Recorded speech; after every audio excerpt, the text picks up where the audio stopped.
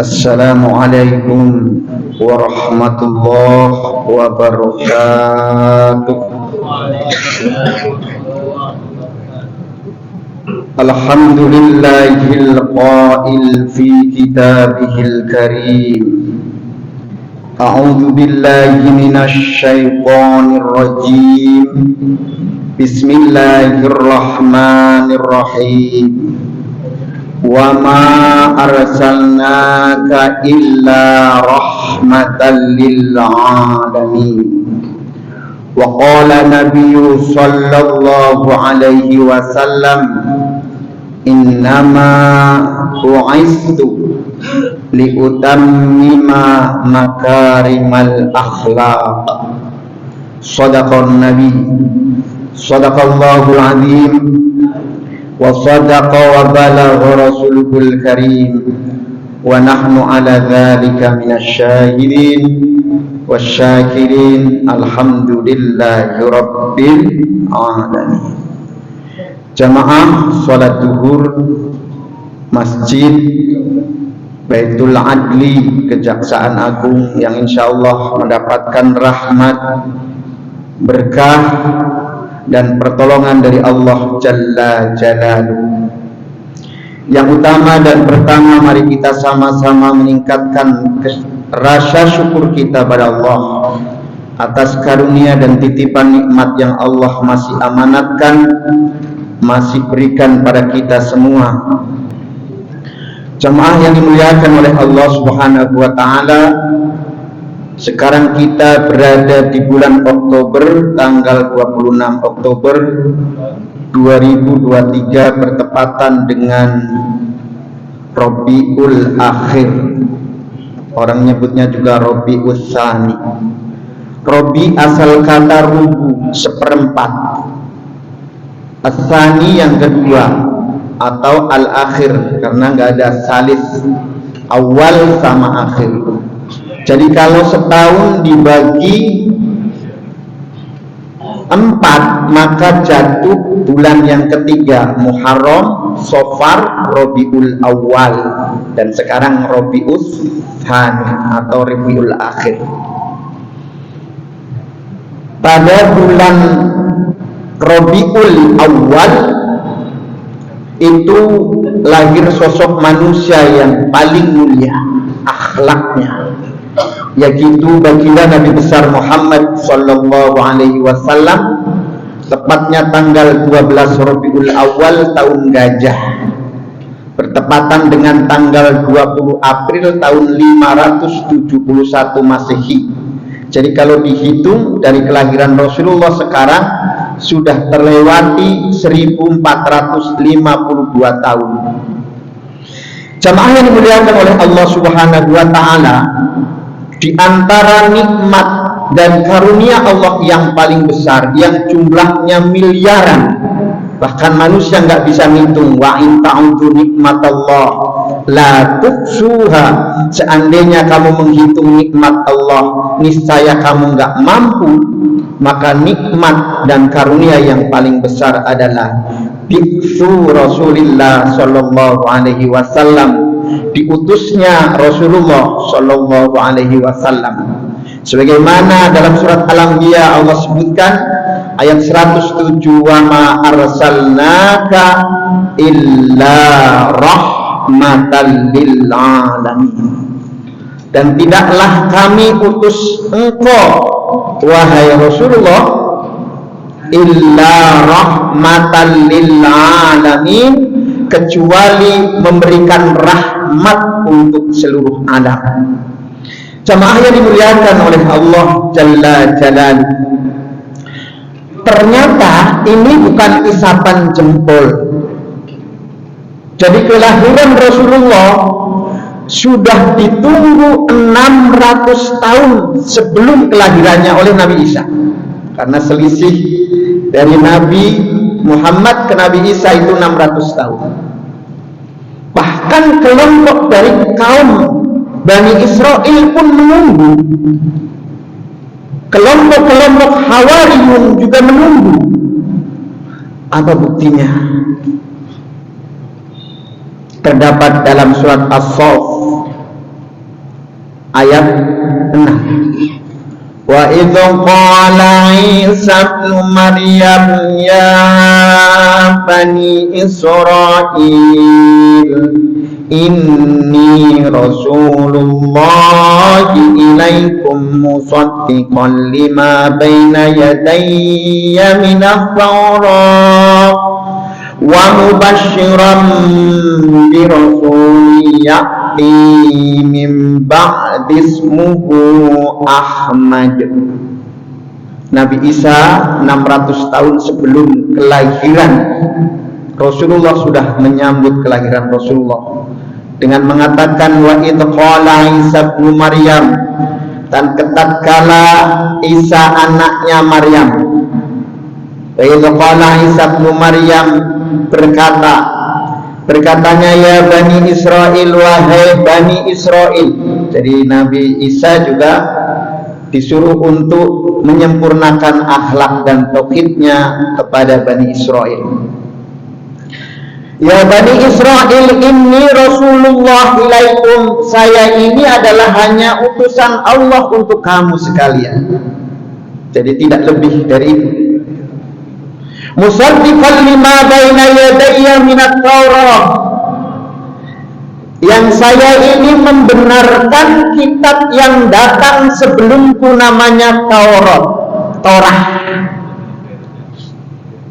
Bukan hanya itu, wa mubasysyiran, dan memberikan kabar gembira bi rasulin, dengan seorang utusan ya'ti min ba'di, yang datang setelahku, ismuhu Ahmad, namanya Muhammad. Nabi Muhammad itu namanya banyak. Ada Ahmad, itu menggunakan ismu tafdil, superlatif, paling terpuji. Ya, kalau beautiful, most beautiful, yang gitu.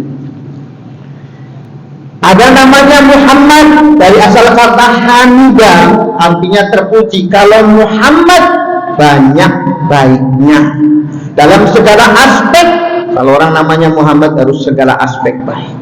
Mudah-mudahan yang namanya Ahmad, Muhammad, segala aspek baik. Amin. Kalau namanya Hamid kayak saya, itu cuma satu aspek baiknya. Kalau ditazkir Humaid, kecil baiknya. Kalau Humaidi berarti kecil baiknya. Tapi kalau kecil, walaupun kecil, kalau baik luar biasa. Humaid, Hamid itu baiknya cuma satu aspek. Muhammad seluruh aspek. Ahmad paling baik. Humaid sedikit baiknya. Ya lumayan. Ya, orang kecil pun kalau baik kan luar biasa. Jamaah yang dimuliakan oleh Allah Jalla Jalaluhu. Jadi sudah disambut oleh Nabi Isa. Bahkan Nabiullah Ibrahim alaihissalam beserta Nabi Ismail alaihissalam, 30 generasi sebelum Rasulullah sudah menyambut kelahiran Rasulullah Shallallahu Alaihi Wasallam. Di mana ini? Ada dalam surat Al-Baqarah 129. Rabbana wa ba'ats fihim rasulan minhum yatlu alaihim ayatika wa yu'allimuhumul kitaba wal hikmah wa yuzakkihim innaka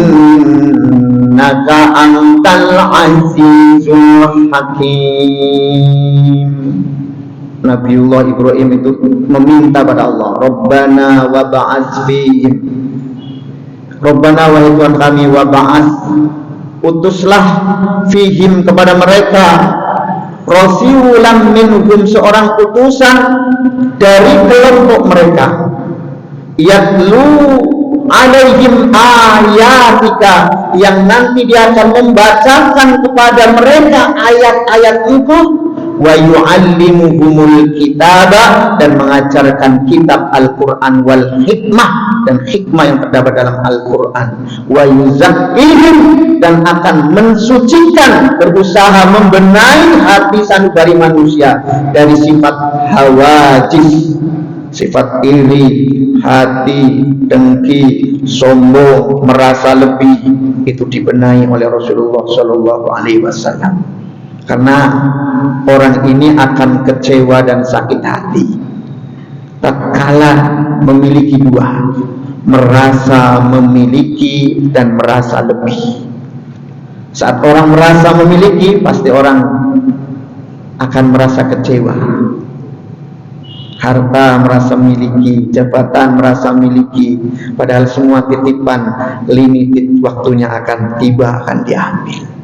Jadikanlah yang nempel pada kita ini sekedar amanah dari Allah Jalla Jalaluhu untuk mensejahterakan diri, keluarganya, dan orang lain. Insya Allah hidupnya akan berkah.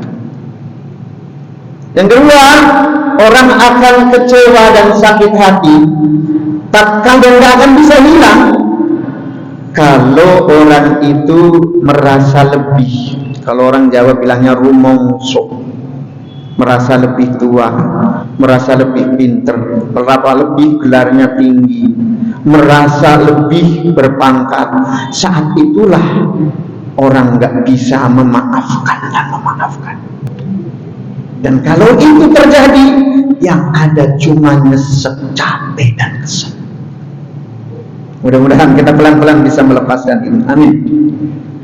Jamaah yang dimuliakan oleh Allah Subhanahu wa Ta'ala, wa yuzakkihim innaka antal azizul hakim.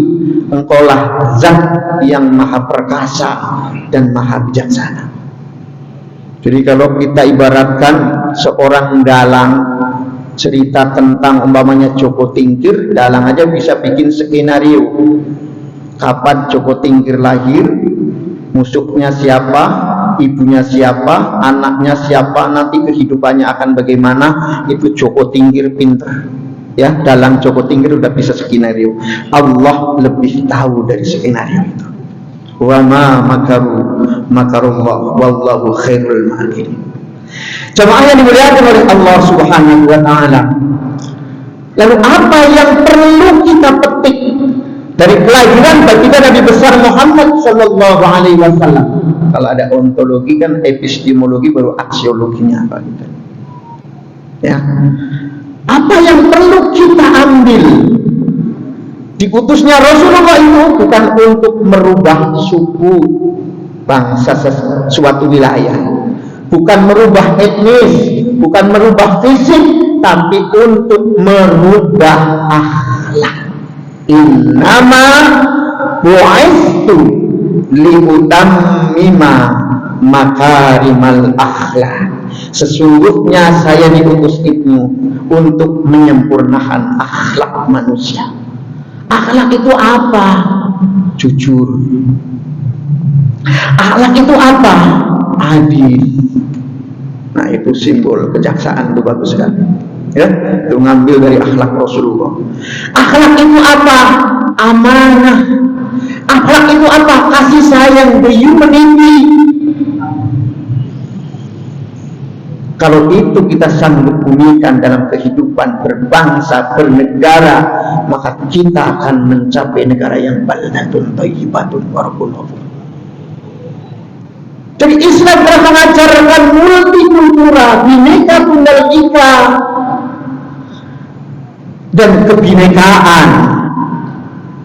Multikultural adalah sebuah keniscayaan. Wa ja'alnakum syu'uban wa qaba'ila lita'arafu. Dan kami jadikan bersuku-suku dan berbangsa-bangsa untuk saling mengenal, tukar menukar budaya, tukar menukar ilmu pengetahuan, tukar menukar teknologi, tukar menukar kuliner, tukar menukar bahasa. Yang nggak boleh tukar menukar agama dan tukar menukar istri. Ya, boleh. Lihat ta'arafu.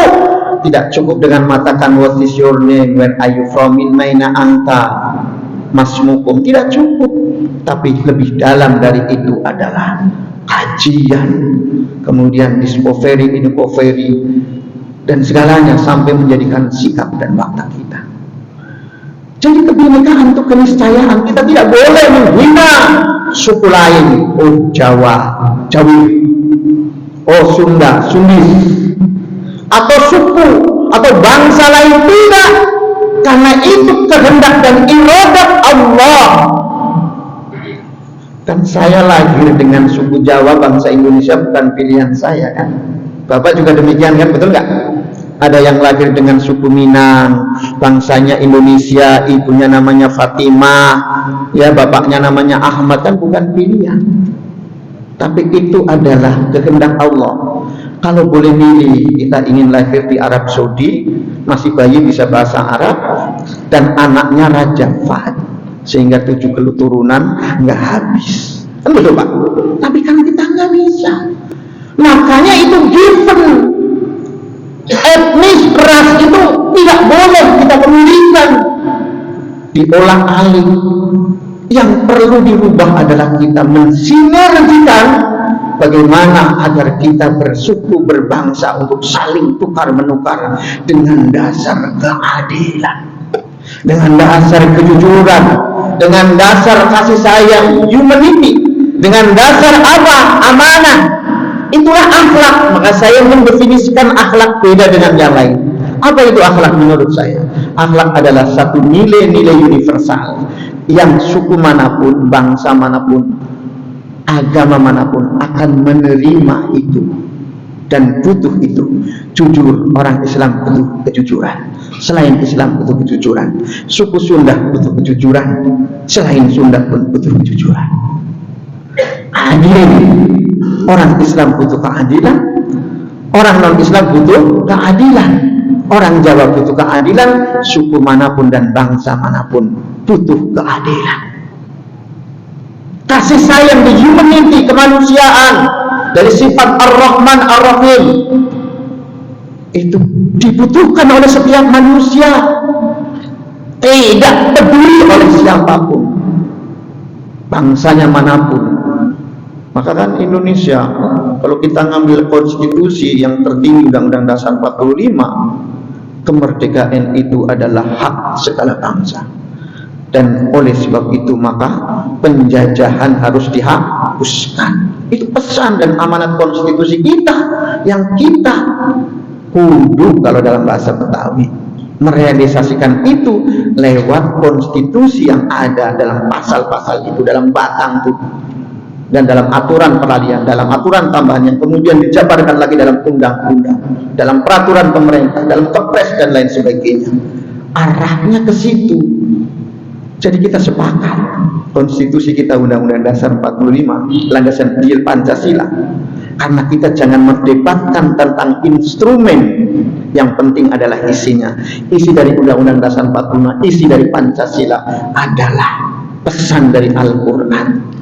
Itu sekedar instrumen. Kita ini sering ribut pada instrumen bukan isi, pada format bukan isi. Itu kan meributkan.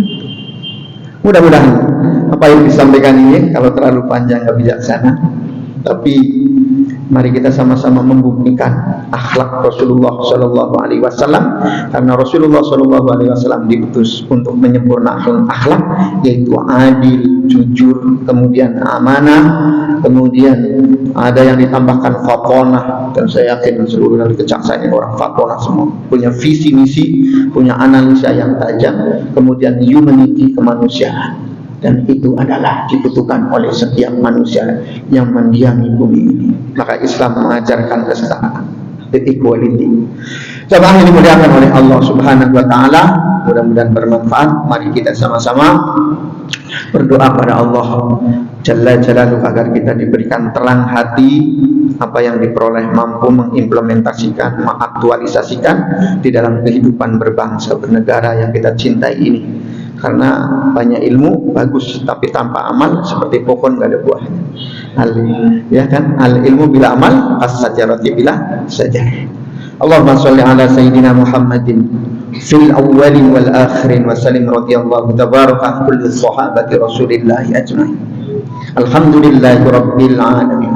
Allahumma barik lana a'maruna, ya Allah berilah berkah umur kami, wa sahih ajsadana, peliharalah fisik dan kesehatan kami, wa nawwir qulubana, berilah cahaya hati kami, wa najjih a'malana wa maqasidana, berilah kesuksesan setiap aktivitas dan cita-cita serta tujuan kami, wastur auratina wa uyubana, tutuplah aib dan kekurangan kami, wazid alaina ilman nafi'an wa amalan mutaqabbalan wa rizqan halalan thayyiban mubarakan. Ya Allah, berilah kami ilmu yang bermanfaat, rezeki yang banyak, yang luas, yang halal, biridhaika wa birahmatika ya arhamar rahimin. Allahumma ja'al jam'ana jam'an marhuma. Ya Allah, jadikanlah perjumpaan kami ini perjumpaan yang penuh rahmat dan cinta karena Engkau. Wa tafarruqana min ba'dihi tafarruqan ma'suma, dan jadikanlah perpisahan kami ini perpisahan yang penuh pemeliharaan. Wala taj'al ma'ana wala fina saqiyyan makhfuban mahruma, janganlah Engkau jadikan masing-masing kami bersama kami orang-orang yang penuh percecokan, persemukan,